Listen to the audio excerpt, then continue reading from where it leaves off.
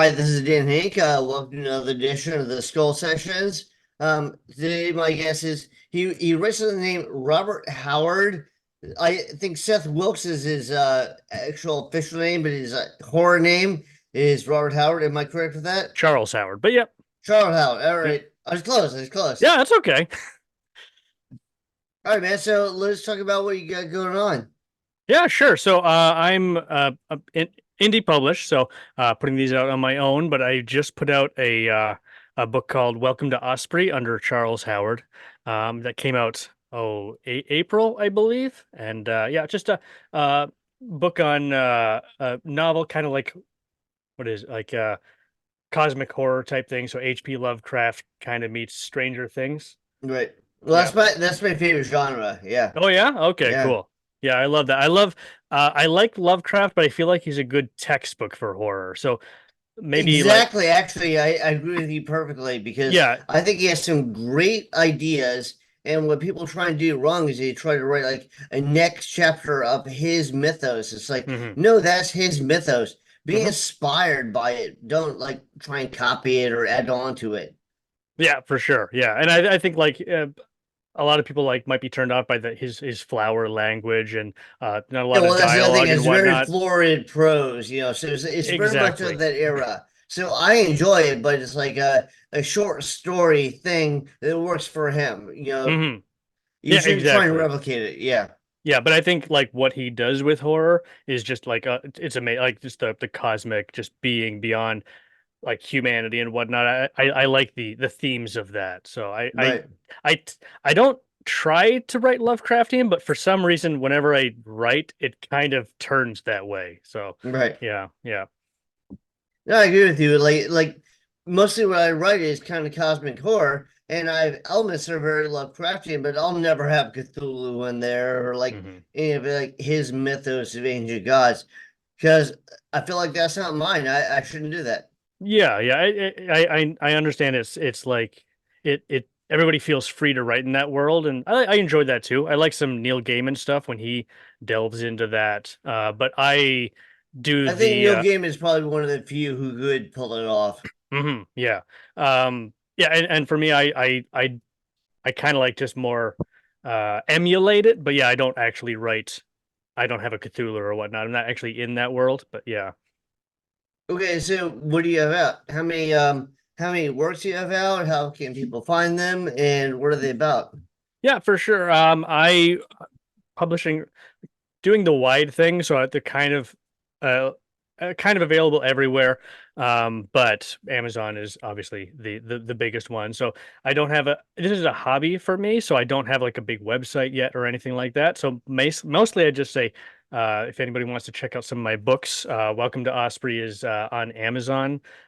If you're in Canada, it's a lot of people do Kobo and stuff like that. So yeah, just looking around Charles Howard. I have like this is my first novel, Welcome to Osprey.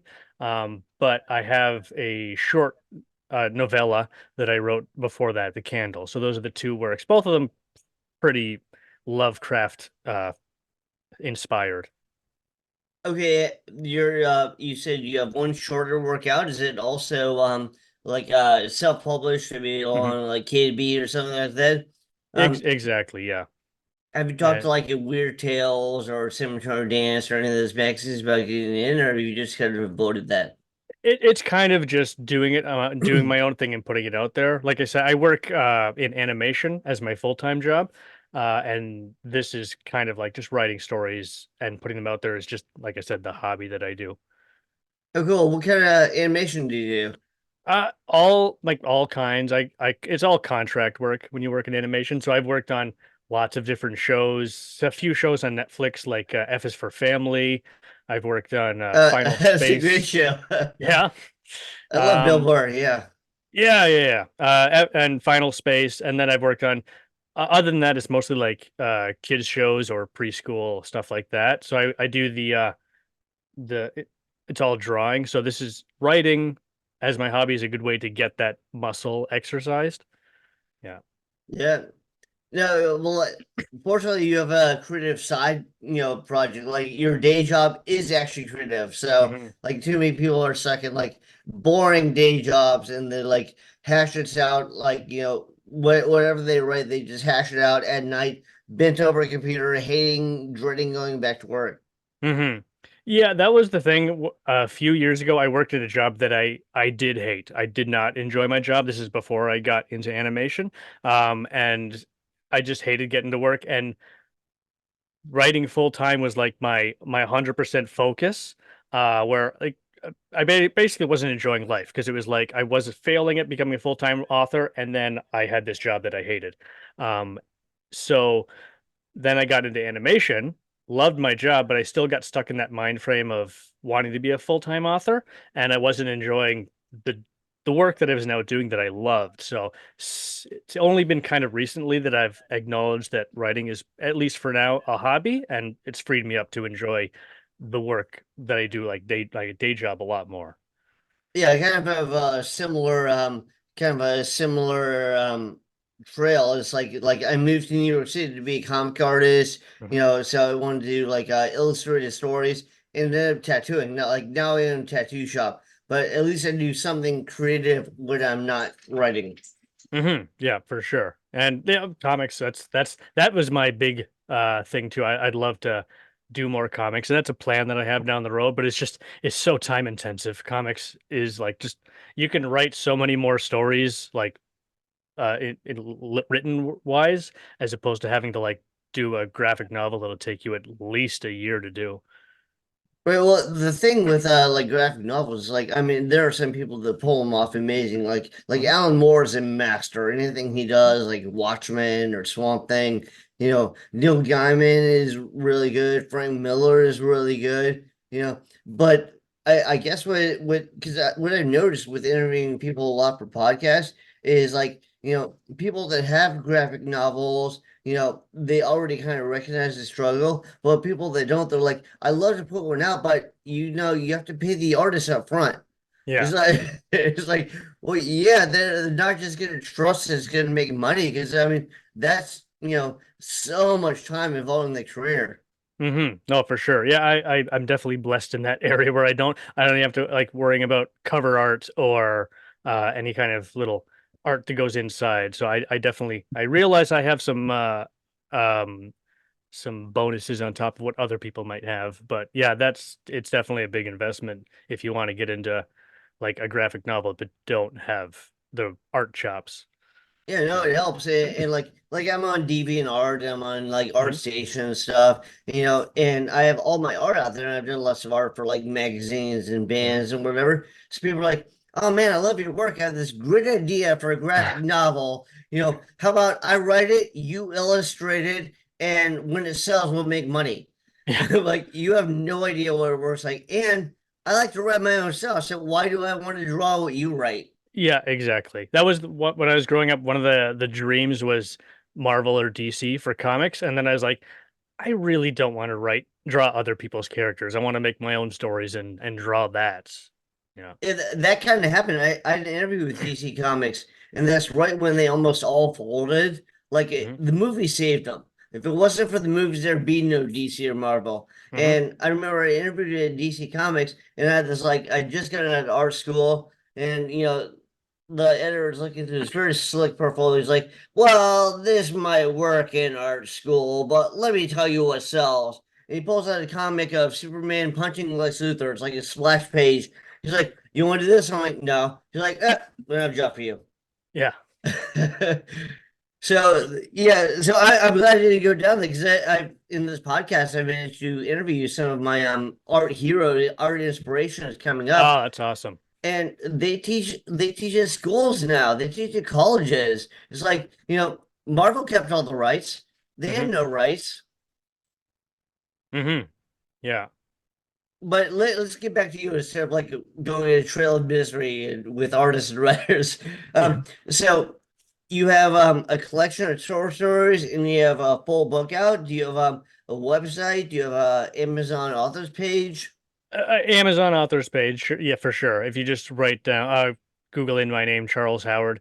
you'll get there. Like I said, I don't have a website yet. It's one of those things that I eventually want to do, but I actually have everything together. It's just not it's nothing worth sharing right now. So yeah, just my Amazon authors page is the best. And I also write under my own name, Seth Wilkes, but that's more like my family friendly like stuff. Like I have a middle grade novel there under that name. What's middle But grade? Like it would be like young adult? yeah, yeah. Well, little like I guess the step before young adult. So like it's 9 to 12 is the average age But I'm not range. saying that's in visual grid. I'm just saying Hmm. I'm not familiar with it. Yeah, for sure. Yep, yep, yeah. So it's uh yeah, I think 9 to 12 is the age range for that. Maybe 8 to 12. Although it kind of seems to me like I mean I'm old, I'm 51, but Hmm. when I was growing up, we lived in like isolated army bases. I'd go to the library and I'd check out giant stacks of books. Hmm. And there were no limits. It was like this is the young adult section, this is the adult section. It's like books, have at Hmm. it. Yeah, You yeah, know, so yeah. I'm wondering if that's some more new thing where like they started catering towards specific markets. Yeah, I think so. Like they have like the whole you go the range, it's like, the picture books and then you go up to like chapter books and it's kind of like stage stepping up there. I guess it'd just be under the genre of kids fiction, kids lit. And then you'd have young adult. Okay. Yeah, and they even have like a new adult now, which is like this a New stage right adult? after What you. is Yeah, new adult? that's like 20s or whatever. Yeah, so I don't know how like it's not an Amazon So like that's younger category adult, yet, but but still adult? it's yeah just past young adult. But I guess, and I don't know what like the cap is for what you can put in. I think it's just like Or a the cut regular off book. or Yeah, whatever. exactly. Like how many F words you can put in it or whatever. Yeah. I think it's just a regular adult, but it's just I guess if people don't want to read about main characters that are over 40, they know they can go to new adult.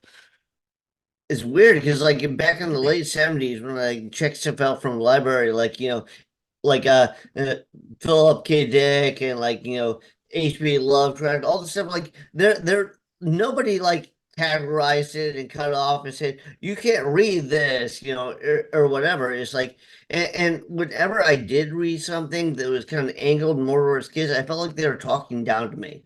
Hmm. Yeah, yeah, yeah, yeah. I don't think that happens as much anymore because I think, at least maybe I'm thinking more of TV, but like say young cartoons are being made by people that are passionate about making it. Whereas I think back in like the 80s or 90s when cartoons were being made, it was just like a job where they, draw while smoking their cigarettes and get the workout and just so they could sell the toys. But yeah, so I think it's probably the same in literature too. Like a lot of the stories are like things creators are enjoying and kids are actually enjoying. It's not just a paint by numbers, get the book out. Okay. Yeah. Um, I'd be curious how you break up your time. So, how much of your week do you have like a set schedule for working on animation projects and a set schedule for writing? Yeah, I like getting up early, so I try like I've just finished this one, so I've kind of haven't jumped onto my next project yet, but I like just getting up and getting the writing done. So I'd get up, wake up 5:36, write for Holy out. shit. You're not an early riser. Yeah, I'll be at the tattoo shop tattooing sometime till like 1 in the morning. So, Oh no yeah, way. yeah. Yeah, well, so I'll get up early, do my writing till about 7, get the kids on the bus, and at that point switch over to like the day job. So then be working on animation stuff. So it like it I depends on probably what. would get up early if I had kids, but I don't have kids. Yeah, yeah. So I have my there's dog, and people get mad when I say my dog is my kid, but it is my fucking kid. they take work. So yeah, Yeah. yep, for sure. And then yeah, so I write and then it's the day job the rest of the day. So mostly that morning chunk is my writing time, and I get in as much as I can in that hour and a half. Okay. Yeah. Do you try and do the Stephen King thing? Like Stephen King sets the goal, like I have to put out this many words a day. Hmm. Um, not so much anymore. Again, when I was aiming for full time, I was obsessing about that stuff. I'd watch like YouTube channels with Chris Fox. He's an author that really talks about speed writing and whatnot. I'd obsess about that. now I'm more like realistic. I'm doing this so I can enjoy it. So I've kind of stopped chasing numbers. Right. Well, I noticed most of the stuff that breaks out is stuff that people enjoy. It was a Hmm. hobby, and then all of a sudden, like they made tons of money. Like Mike Mignola with Hellboy. It's like he was a Marvel artist and Hmm. DC artist and all that stuff. Hellboy was just like his fun thing he's doing on the side. And then Hollywood came calling and like offered Hmm. him millions of dollars, and he's sitting pretty now. Yeah. Yeah. Yeah, and then there's the Andy Weirs, the Martian, where he's just writing blog posts and then eventually hits that. I think that's what every author is like chasing, is that like breakout success thing, which is a little bit rare. Yeah. But I think you kind of can't chase it. You just got to put out your best work, and then hopefully it'll get picked up. exactly. And I try not to get my hopes up too much. Like I always, every time I hit that publish button, I'm just like, calculations go through my head like, well, there's 7 billion people on the planet. If I only get Yeah, but you know 1%, you one can't think teeny like tiny that. You can't percent. think Yeah, like that. exactly. Yeah. Yeah, yeah, for sure. Like I remember when I went to art school, and my art teacher was saying, who do you like?" I was like, "Well, I like Frazetta stuff a lot. Like Frank Frazetta is like a master." He's like, "Well, for every Frazetta that made it, there were 10 that didn't. That were Hmm. better than him." Yeah. So that's just the way of the world. Yeah, and that's the key. Like they could very well be better and have, yeah, better artwork, better, not just, they just didn't get discovered for whatever reason. Right. Well, partially it is right place, right time, but it's also you gotta engage in the grind. Hmm. Like Brad Pitt was living in his car, like Hmm. broke as fuck, Hmm. in California until he made it. Yeah, yeah, yeah. Yeah.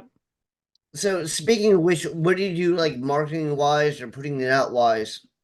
Yeah, nothing. Just putting like a a little bit of AMS, like Amazon ads, and that's about it. I don't expect it to do well. I'm just kind of focusing on building up a catalog, and then down the road try and figure out how to utilize that to, maybe make some side income off of that. But right now I'm just enjoying writing the words and, putting them out for people. Like I'll do the like Facebook, make a post like, "Hey, I did this book. Come look," Right. and LinkedIn and all those sources. But I'm not really putting any actual money into it. Not a reality right now for us. Do you go to any conventions to like talk about it or do like in-person readings or like interact No, with the fans? no.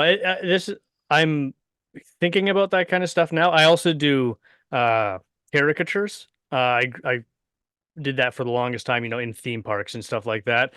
So I'm thinking it'd be cool to like get into like a horror convention as kind of like author, but also, kind of guarantee that income and do some scary caricatures, some Yeah, I did caricatures. for like 4 times or 5 times or whatever. I did Monster Mania, which Hmm. is one of those horror conventions. Like, so you have the horror conventions that are like more angled at authors, like StokerCon or KillerCon, and then the other ones are more angled at like horror fans, Hmm. like Screamfest or Monster Mania.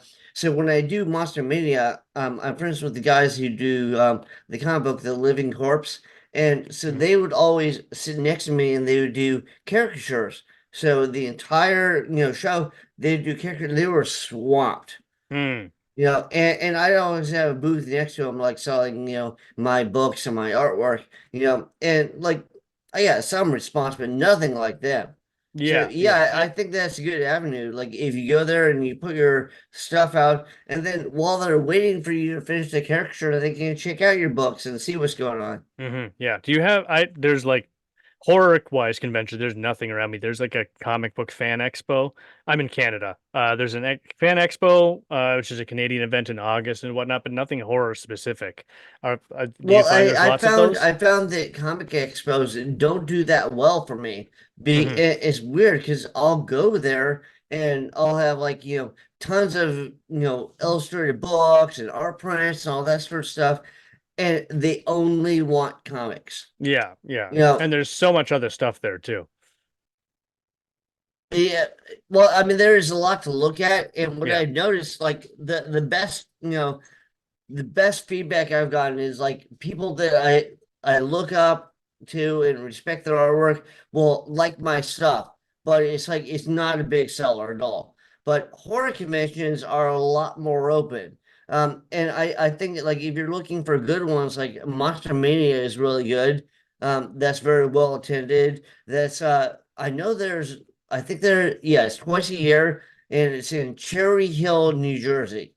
And I go that I've gone there like 4 or 5 times, and it's like a mixed reception. Like sometimes it's more people, sometimes less, but a lot of people get their eyes on you. Hmm. And I've had people contact me later on. I'm like, oh wow, you saw me in Monster Mania, but I think it's a good venue, and they always get Hmm. like some B movie celebrities. Like one year they had Rob Zombie's like ex-girlfriend who's a member of White Zombie, and Hmm. then they had they'll usually have like 5 people or more, and they have their own tables. Like I remember they had the guy who played Star Wars, not James Earl Jones, but the guy who actually played it. Hmm. You know, um, and then they just have a whole bunch, like Kyle Hodder was there a bunch of times. It's Hmm. just like anybody that was like kind of like in a classic B movie that's not going to cost them too much, they'll have there. And Yeah. then, people, flood in to get photos with the celebrity. And they're like, I don't know, they're like $20 each, and they like pose with the celebrity and then buy a Hmm. photo, but by them flooding in, what they try and do is they try and put them in various rooms. So people come in as a celebrity, but then there's this whole room of like tables that they can go wander around through. So Hmm. I think that's pretty good.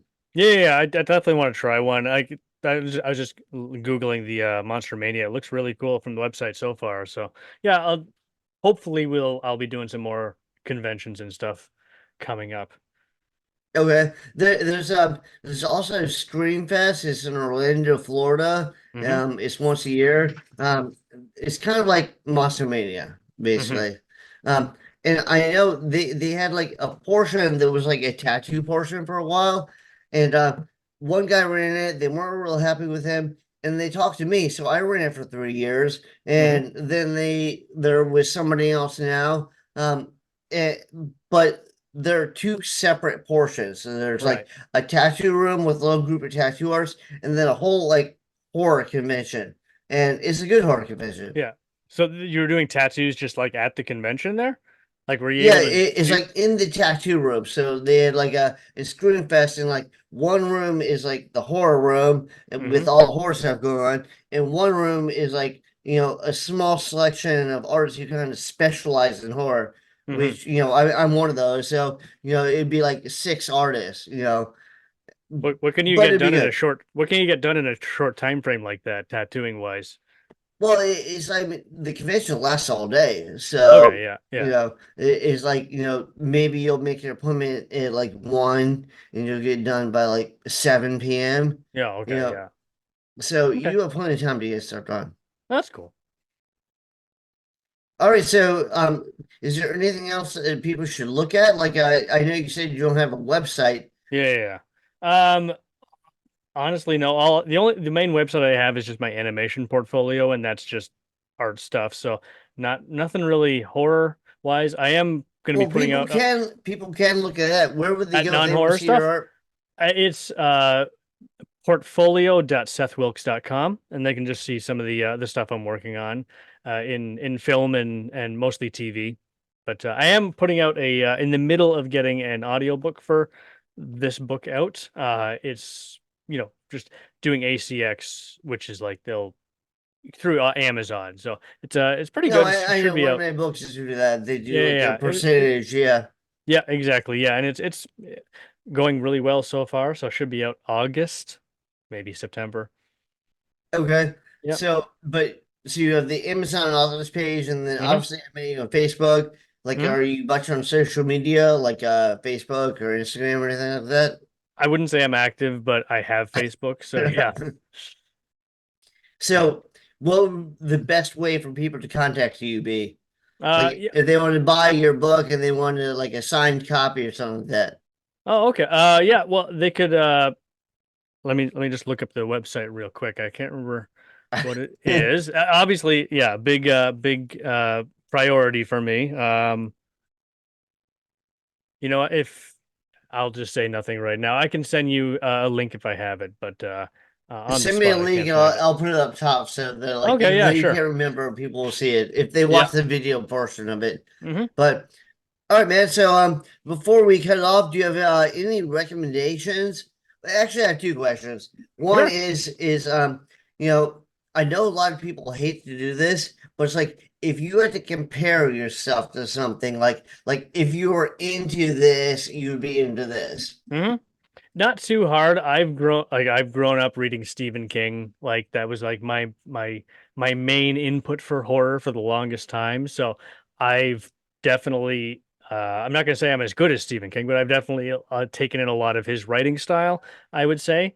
And so I would say him, Grady Hendrix. I think if you like him, you might like some of my stuff. It's more I have a more humorous writing style, which I feel like is kind of in line with what Grady Hendrix does. He's the guy that did the horror store and my best friend, my best friend's Exorcist, I think it is. So Okay. kind of like that. Yeah. Okay, and do you have any recommendations, like good movies or books that people should check out?